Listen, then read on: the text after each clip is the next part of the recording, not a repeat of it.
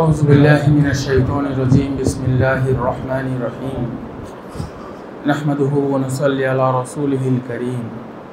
সর্বপ্রথম আমার মহান মুর্শিদ যুগ শ্রেষ্ঠ মহামানব সুফি সম্রাট হযরত শাহ দেওয়ানবাগী মান্তাজিলুল আলী হুজুর কেবলাজান ও কুতুবুল আকতাব দুররে মাকনুন খাতুনে জান্নাত দয়াল দরদি পীর আম্মাজানের পরশময় কদম মুবারকে শত কোটি সালাম ও কদম বুসি জানিয়ে আমি আমার আলোচনা শুরু করছি।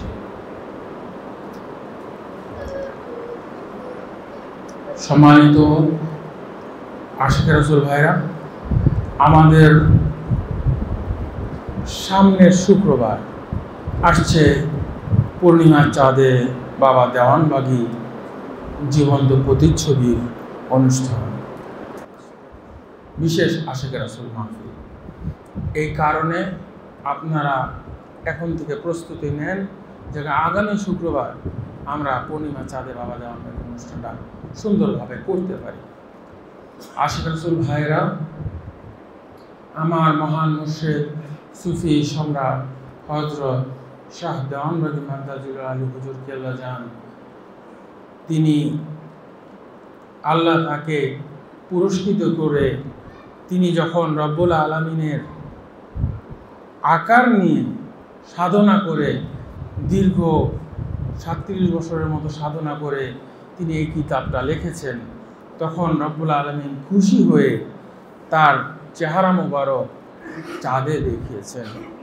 আশিক রাসূল ভাইরা, আমাদের সামনের এই বিশেষ মাহফিলের জন্য আমরা মানসিকভাবে প্রস্তুতি নেই। আমার মহান মুর্শিদ সুফি সম্রাট হযরত শাহ দেওয়ানবাগী মান্তাজিলুল আলী হুজুর কেবলাজান আমাদেরকে শিক্ষা দিয়েছেন, কাদ আফলাহা মান তাযাক্কা ওয়া যাকারা ইসমা রাব্বিহি ফাসাল্লা। সেই সফল কাম যে তাজকিয়ায় নফস করতে পারছে, আত্মকে শুদ্ধি করতে পারছে এবং নামাজে একাগ্রতার মাধ্যমে সে তার আত্মাকে পরিশুদ্ধ করে। আমরা অনেক সময় নামাজে দাঁড়াই, আমাদের বিভিন্ন কথা মনে পড়ে, বিভিন্ন দিকে মন ছুটে যায়, কিন্তু হাদিস শরীফে এসেছে আনতা আবুদুল্লাহ কাআন্নাকা তারাহু ফাইন লাম তাকুন তারাহু ফাইন্নাল্লাহু ইয়ারাক। তুমি এমনভাবে ইবাদত করো যেন তুমি আল্লাহকে দেখছো, আর তুমি মনে রাখো যদি তুমি আল্লাহকে দেখতে না পারো আল্লাহ তোমাকে দেখছে। এই কথাটাই ভাবানুবাদ হিসেবে আমরা বলি, আল্লাহকে হাজের নাজের ওয়াহেদ জেনে সেজদা করুন। আপনি নামাজে আপনি আল্লাহর কদমে সেজদা করুন, জমিনে নয়। আমি কি বুঝাইতে পারছি আশিক রাসূল ভাইরা? আসলে দুনিয়ার প্রতিটি মানুষ আমরা ভুলের ঊর্ধ্বে নয়, কিন্তু রাসূল খোদা সাল্লাল্লাহু আলাইহি সাল্লাম তিনি হচ্ছেন আমাদের আদর্শ মানব, মহামানব, যিনি সমস্ত রকম ভুল প্রয়াসের ঊর্ধ্বে নয়, ঊর্ধ্বে। কারণ দেখেন, রাসূল খোদা সাল্লাল্লাহু আলাইহি সাল্লামের শান এতটা ঊর্ধ্ব এবং পাক পাঞ্জাতনের শান এতটা ঊর্ধ্ব। আমি একটা ছোট ঘটনা দিয়ে আমি আজকে আলোচনা করব। বাবা আদম আলাইহিস সালাতু ওয়াস সালাম তার সন্তানদের মধ্যে কারা শ্রেষ্ঠ তাদেরকে দেখতে চাইলেন। তখন বাবা আদম আলাইহিস সালাতু ওয়াস সালাম পাক পাঞ্জাতনকে দেখতে পাইলেন। ঠিক আছে, তখন বাবা আদম এবং হাওয়া ওনারা দুইজনে পাক পাঞ্জাতনকে দেখতে পাইলেন। তখন বাবা আদম ইমাম হাসানের সাথে এবং মা হাওয়া মা ফাতেমার সাথে হিংসা পোষণ করেছিলেন। ঠিক আছে, হিংসা পোষণ করেছিলেন। তখন আল্লাহ তাদের পদস্খলন ঘটিয়ে দেন এবং তারা 360 বছর কান্নাকাটির পরে যখন তার কলবের পর্দা খুলে যায়, দেখেন আল্লাহর আরশের মধ্যে লা ইলাহা ইল্লাল্লাহ মুহাম্মাদুর রাসূলুল্লাহ, এটা উনি দেখতে পেরেছিলেন। উনি সেইটা রাসূলের নাম ধরে উসিলা চাওয়ার কারণে তিনি 360 বছর কান্নার পরে যেই দোয়া কবুল হয় নাই, তিনি রাসূলের উসিলা ধরে সেই দোয়া কবুল হইল এবং তিনি তার পাপ মোচন করলেন এবং মানব জাতির আদি পিতা হলেন এবং তিনি পৃথিবীর প্রথম নবী হলেন। ঠিক কিনা আশিকে রাসূল ভাইরা? অতএব আপনারা সবসময় রাসূল সাল্লাল্লাহু আলাইহি সাল্লামের ভালোবাসা এবং পাক পাঞ্জাতনের ভালোবাসা মনে রাখবেন। ওনাদের সামনে বেয়াদবিমূলক কোনো কথা বলবেন না। এবং যে সমস্ত দেখেন সব সাহাবীরা সম্মানিত, আমি কোনো সাহাবীকে অসম্মান করছি না, কিন্তু তাদের মধ্যে পাক পাঞ্জাতন শ্রেষ্ঠ, তাদের মধ্যে পাক পাঞ্জাতন শ্রেষ্ঠ। পাক পাঞ্জাতনের সকলেই সাহাবী, ঠিক না? কিন্তু সব সাহাবীরা কিন্তু আদর্শ নয়। আপনি পাক পাঞ্জাতনকে ধরেন, তাহলে আপনার মুক্তি হবে। ঠিক কিনা আশিকে রাসূল ভাইরা? আমার মহান মুর্শিদ সুফি সম্রাট হুজুর কেবলা জান আমাদেরকে শিখিয়েছেন রাসূলকে ভালোবাসা, রাসূলের আহলে বাইতকে ভালোবাসা। একদিন ইমাম হোসেন রাদিয়াল্লাহু কারবালার ময়দানে শাহাদাত করার পূর্বে কিছু এজিদি আলেম আসলেন ওনাকে বুঝাইতে যে আপনি এজিদের বর্ষতা মেনে নেন, নাহলে আপনাকে মেরে ফেলবে। তো ইমাম হুসেন রাদিয়াল্লাহু বললেন যে তোমরা কি নামাজ পড়ো না? হ্যাঁ পড়ি। তো তোমরা কি নামাজের মধ্যে এটা পড়ো না, আল্লাহুম্মা সাল্লি আলা সাইয়্যিদিনা মুহাম্মাদ ওয়া আলা আলি মুহাম্মাদ কামা সাল্লাইতা আলা ইব্রাহিম ওয়া আলা আলি ইব্রাহিম ইন্নাকা হামিদুম মাজিদ, আল্লাহুম্মা বারিক আলা মুহাম্মাদ ওয়া আলা আলি মুহাম্মাদ কামা বারাকতা আলা মুহাম্মাদ ওয়া আলা আলি মুহাম্মাদ ইন্নাকা হামিদুম মাজিদ। এটা পড়ো কিনা? বলছে হ্যাঁ আমরা তো পড়ি। কি পড়ো? কি পড়ো তোমরা? তোমরা আহলে বাইতের উপরে, আলে মুহাম্মদের উপরে দুরূদ না পড়লে তোমাদের নামাজ হয় না। আর আমাকে বলতেছো এজিদের বর্ষতা স্বীকার করে নিতে। বুঝেন নাই?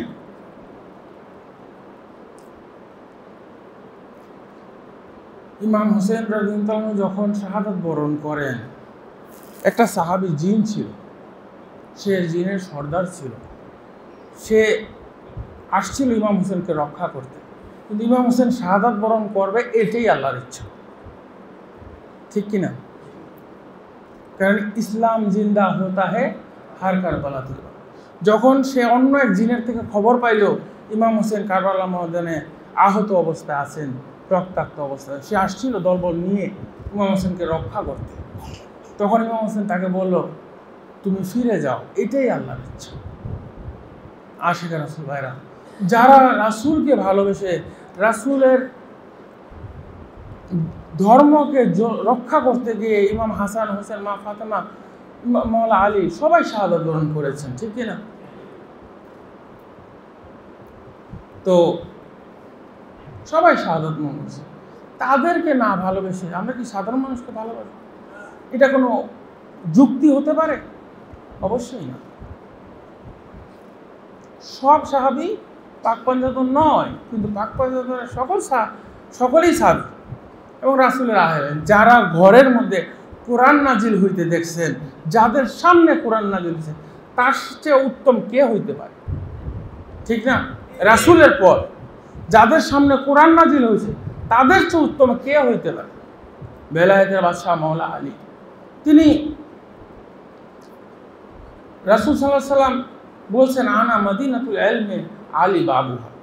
ঠিক কিনা? বলছেন না যে আমি জ্ঞানের শহর, আলী তার দরজা। অন্যত্র বলেছেন আমি মুসা নবীর মতো, মুসা এবং হারুনের মধ্যে যে সম্পর্ক, আমি এবং আলীর মধ্যে সেই সম্পর্ক। এবং এইভাবে বিভিন্ন হাদিস দ্বারা প্রমাণিত হয় যে আলীর শ্রেষ্ঠত্ব। গাদির হুকুমের ব্যাপারে আমাদের অনেকের নলেজ নেই। গাদির হুকুমে রাসূল সাল্লাল্লাহু আলাইহি ওয়াসাল্লাম বলেছিলেন আমার পরে আলী হবে পরবর্তী খলিফা, কিন্তু পরবর্তী একটা রাজনৈতিক ঝামেলার কারণে হয়নি, সম্ভব হয়। আশিকে রাসূল ভাইরা, রাসূলের মনোনীত ব্যক্তি মাওলা আলী, বেলায়েতের বাদশাহ মাওলা আলী। এখন আপনাদের একটা প্রশ্ন জাগতে পারে, আমাদের তরিকার সিলসিলা কেন আবু বকরের নাম? জাগতে পারে কিনা? শুধু এটা আমাদের তরিকা না, নকশবন্দি মুজাদ্দিদের তরিকার প্রত্যেকটা সিলসিলা আবু বকরের নাম আছে।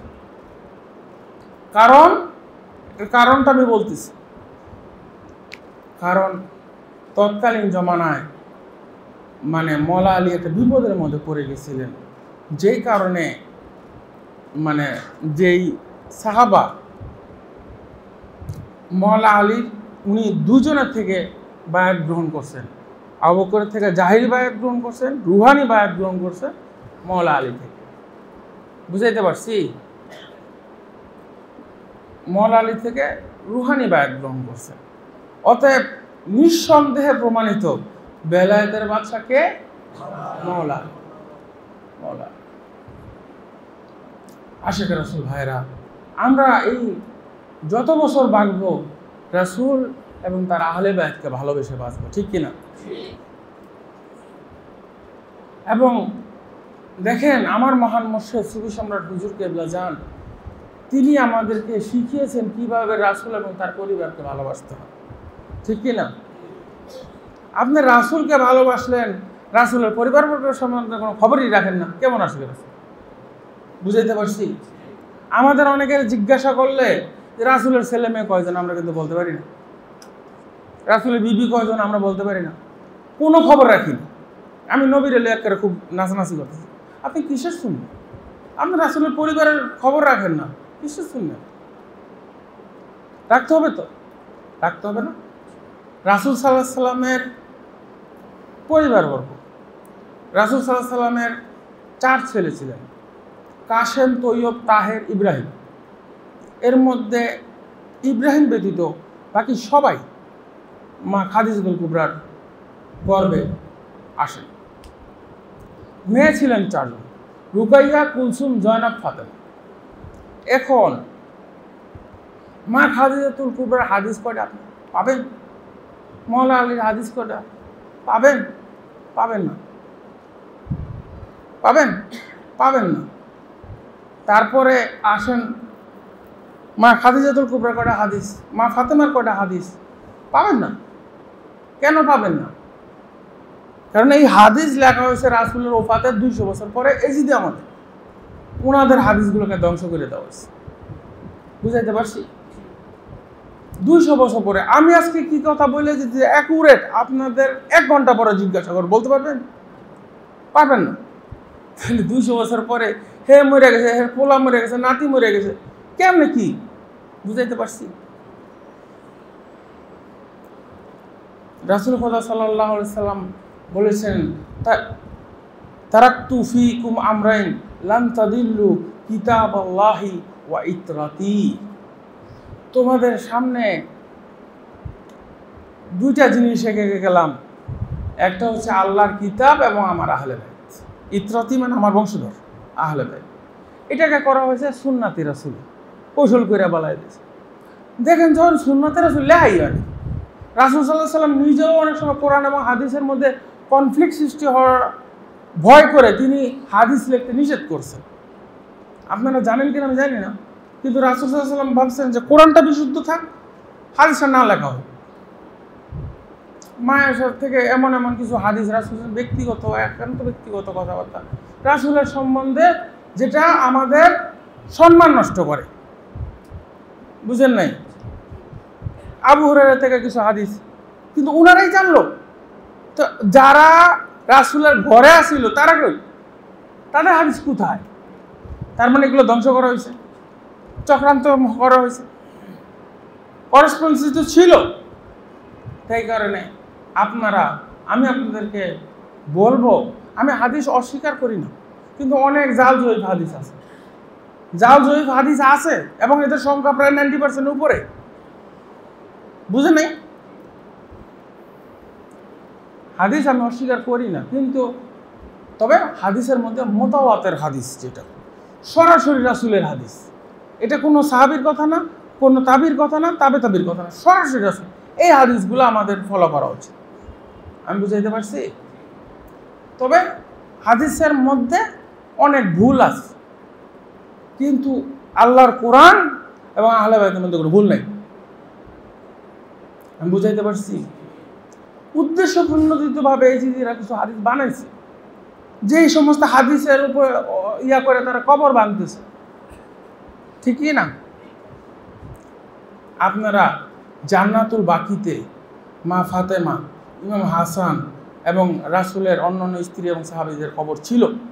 জান্নাতুল মাওয়াতেও ছিল মা খাদিজাতুল কুবরা সহ আরও কিছু সাহাবীদের। এগুলোর উপর তারা বুলডোজার চলেছে।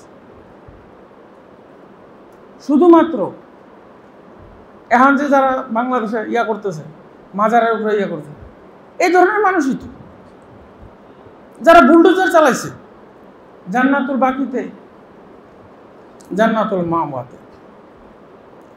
আপনারা একটু খবর নিয়ে দেখেন, এই তুর্কি সালতানাত জমানায় যখন ছিল তাদের মাজারগুলো ছিল। আজকে সৌদি আরবে রাসূলের কোনো স্মৃতি নেই। কিছু কাবার গিলাফ আছে, এই কাবা তো ইব্রাহিমের বাসা, কাবা ইব্রাহিমের বাসা। ইব্রাহিম এখানে বউ পোলাপান নিয়ে থাকতো। আমার নবী মুহাম্মদ কি ইব্রাহিমের চেয়ে ছোট? হ্যাঁ, তা আপনারা বলতেছেন মক্কা সবচেয়ে বেশি সম্মানিত, মদিনা একটু কম কেন? বুঝাইতে পারেনি। নবী মুহাম্মদ সম্মানিত না ইব্রাহিম সম্মানিত? নবী মুহাম্মদ সম্মানিত সাল্লাল্লাহু আলাইহি সাল্লাম। হ্যাঁ, ইব্রাহিম অবশ্যই সম্মানিত, আমি ছোট করে দেখতেছি না, কিন্তু সকল নবীদের ইমামকে রাহমাতাল লিল আলামিন রাসূল খোদা সাল্লাল্লাহু আলাইহি ওয়াসাল্লাম। তা আপনারা তো ভুলের মধ্যে আছেন। বলতেছে যে মক্কায় গেলেই চলবে, মদিনা যাওয়া লাগবে না। তো আপনার হজটা কবুল করানো লাগবে না? কবুল করার মালিককে রাসূল খোদা সাল্লাল্লাহু রাহমাতাল লিল আলামিন ছাইরা দিয়া আপনি দুনিয়ার কি লাভ? এই উড়াউড়ি করে ছাত্তব দিতেছেন, ঘুরতেছেন, ফিরতেছেন, কি লাভ? রাহমাতাল লিল আলামিন কদমে যান, তাহলেই তিনি আপনাকে কবুল করবেন। রাসূলের জমানায় দেখেন আমাদের মধ্যে অনেক ভুল আছে। রাসূলের শানে গান গজল আমরা গাই না, ওখানে কিন্তু দব বাজানো হয় বা বিভিন্ন বাদ্যযন্ত্র থাকে। দব একটা বাদ্যযন্ত্র। এখন বলতেছে বাদ্যযন্ত্র নাকি হারাম। ঠিক আছে, আল্লাহ রাসূলের সামনে তলাল বাদরু আলাইনা মিন সানিয়াতিল ওয়াদা, এই গজলটা কি গাওয়া ছিল? রাসূল কি শুরু করছে? বন্ধ কর বলছিল কে? তা বলছিল তো রাসূল এনজয় করছে।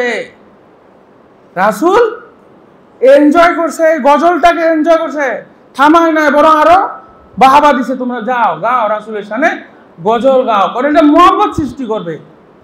প্রেম বিহনে ইবাদত নিষ্ফল। রাসূলের উপর প্রেম না থাকলে ইবাদত কোনো লাভ নাই। রাসূলের আহলে বায়তের উপর মহব্বত না থাকলে ইবাদত করার লাভ নাই। মওলা আলী যে একটা হাদিস বলি, অচিরেই তোমাদের মধ্যে একটা সম্প্রদায় আসবে যেটা খারিজি সম্প্রদায়।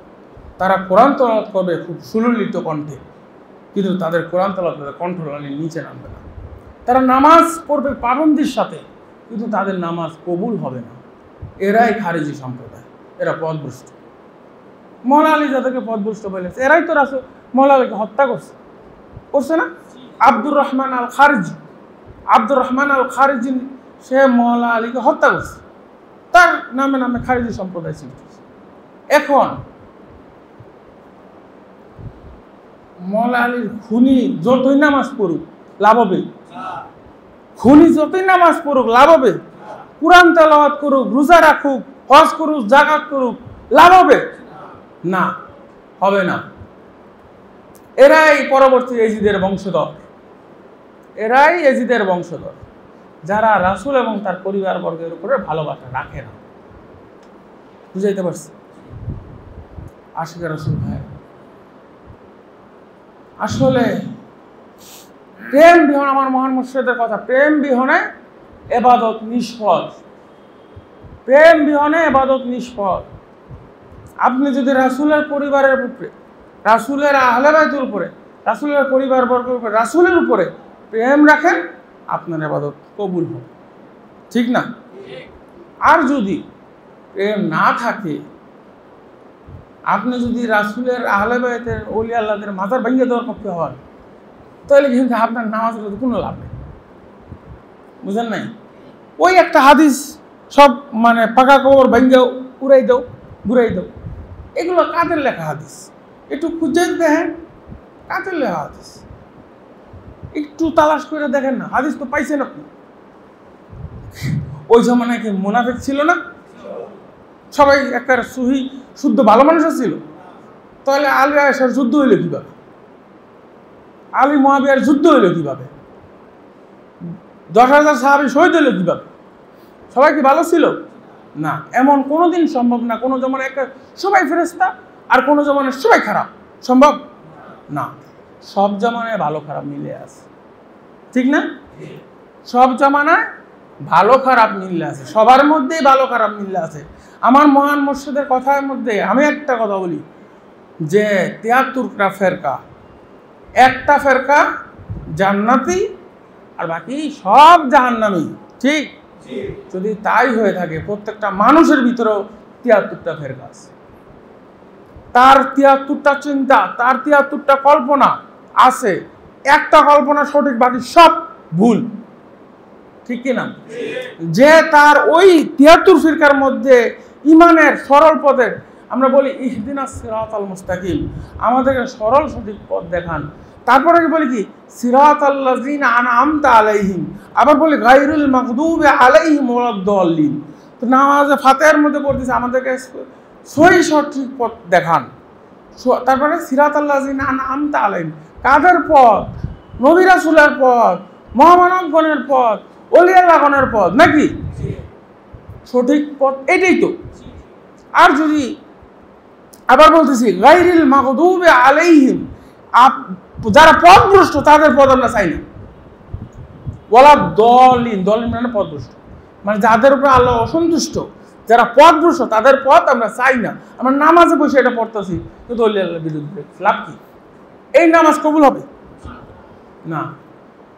তাই আশিকের রাসূল ভাইরা হাসেন, আমরা মহানবদেরকে ভালোবাসি, রাসূলকে ভালোবাসি, রাসূলের আহলে বাইতকে ভালোবাসি, এটাই তো সঠিক, এটাই সঠিক পথ না? ইমাম হোসেন শাহাদাত বরণ করবে, এটাই আল্লাহর রায় ছিল, কারণ উনি শাহাদাত বরণ না করলে উম্মতে মুহাম্মাদের মুক্তি হবে না, ঠিক কি না? কারণ উনাদেরকে যারা ভালোবাসে তারাই সঠিক। সবসময় মেজরিটি দেখেন না, ইমাম হোসেন মেজরিটি ছিলেন না, ওনার পক্ষে লোক খুব কমই ছিল, কিন্তু জান্নাতে কি মেজরিটি লোক যাবে? না। দল বড় হইলে বেহেশতে যাবেন না।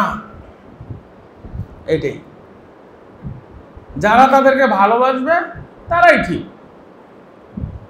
বুঝাইতে পারছি? আশিকের রাসূল ভাই, আমি আমার মহান মুর্শিদের কদমে শত কোটি সালাম ও কদম বিছিয়ে জানিয়ে আমার আলোচনা শেষ করছি। আমি আপনাদের বিদায় নিচ্ছি। আসসালামু আলাইকুম।